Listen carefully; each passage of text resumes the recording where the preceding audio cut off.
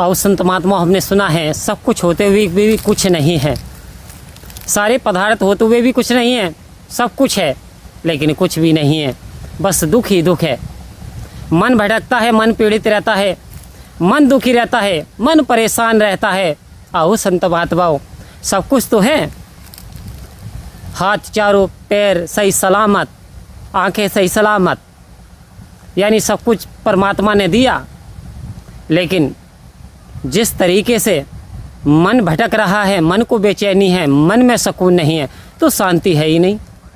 और संत महात्मा ऐसा क्या करें जो मन को सुकून, शांति, आनंद मिल जाए, जो हर समय यानी आनंद ही आनंद हो, हर समय मौज बहार हो।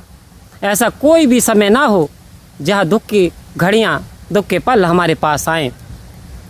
तो कह रहे मन की गति तो हवा से भी ज़्यादा यानी पवन से भी ज़्यादा तेज़ है। मन तो घोड़े से भी ज़्यादा तेज़ रफ्तार से दौड़ता है। लेकिन आओ संत महात्माओं, मन की तुलना घोड़े से भी की है। यानी जैसे एक बिगड़ैल घोड़ा होता है, वो यदि लगाम ना लगी हो उसके, तो वो बहुत तेज़ गति से दौड़ता है, आने वाले सामने वाले का विनाश भी कर सकता है, उसे हानि भी पहुंचा सकता है। लेकिन जैसे ही घोड़े के रकाब डाल दी जाती है, लगाम लग जाती है, वैसे ही वो थम जाता, शांत हो जाता, रुक जाता, और जैसे घोड़सवार उसे चलाना चाहता है वो वैसे चलना शुरू हो जाता है। संत महात्माओं, ठीक यही हाल इस मन का है। मन में जब तक लगाम नहीं पड़ेगी, यानी लगाम किस चीज़ की, जब तक कि ये सद्गुरु के शरण में नहीं जाता, जब तक इसे भगवत प्राप्ति नहीं होती, जब तक इसे भगवान की शरण नहीं मिलती, जब तक इसने अपने बनाने वाले को नहीं जाना, यानी परम शांति स्वरूप परमात्मा की जानकारी से ये यदि वंचित रहा, तो ये दौड़ता रहेगा और दौड़ने में ये नुकसान करता रहेगा। कभी यहाँ है, कभी वहाँ है, डिप्रेशन बढ़ गया, तनाव हो गया, बीमारी बढ़ गई, चिंता बढ़ गई, बीमारी बढ़ गई। क्योंकि कहा चिंता शरीर को खा जाती है। अरे चिता तो मुर्दे को जलाती है और चिंता जिंदे को खा जाती है। संत महात्मा और रिश्वत इंसाफ को खा जाती है, लेकिन चिंता इंसान को खा जाती है। तो सद्गुरु इस ओर इशारा दे रहे, चिंता को दफन कर दो, इस चिंता को मिटा दो। चिंता नहीं करनी, चिंतन करना है। चिंतन करना है इस हरि परम पिता परमात्मा का, इस सच्चिदानंद का, इस कृपालु का, इस दयालु का, इस दीनानाथ का, जो कि जब मेहर करने पर आता है, जब मेहरबानी करता है, तो वास्तव में हमारे बारे न्यारे हो जाते हैं। संत महात्मा हम पे मेहरबानी कब होती है? जब हम पे सद्गुरु की कृपा होती है। सद्गुरु की कृपा कब होती है? जा पे कृपा राम की होई, बापे कृपा करे हर कोई।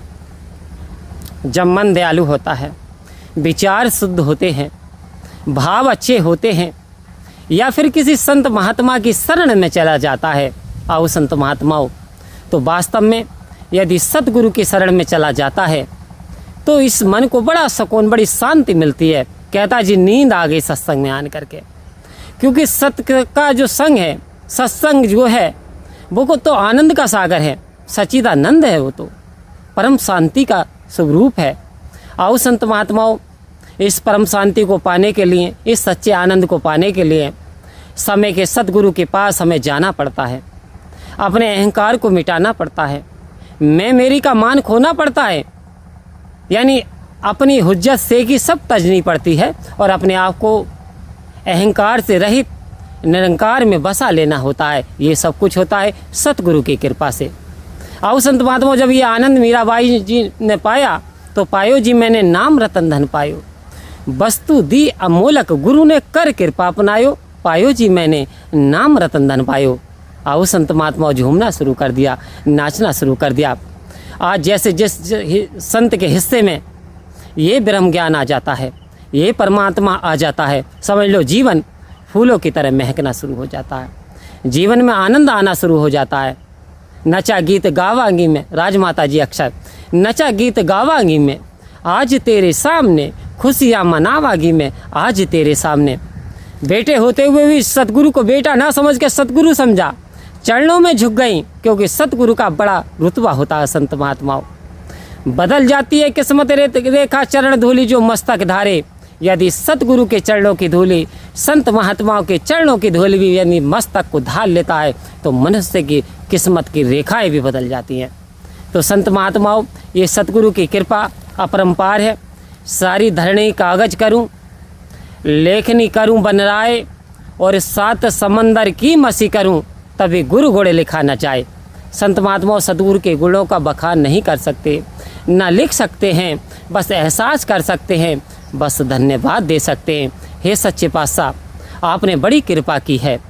जब मैं सवेरे में जागूं परमात्मा का एहसान मानूं, जब मैं सोऊं तो परमात्मा का एहसान मानूं, तो वास्तव में क्या होगा, सतगुरु का ध्यान, इस निरंकार परमात्मा का ध्यान बना रहेगा।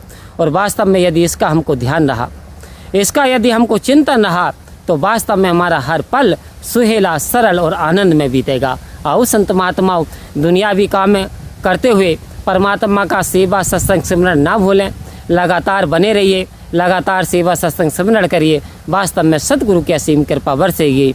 परम प्यार से बोलिए धन्यवाद जी।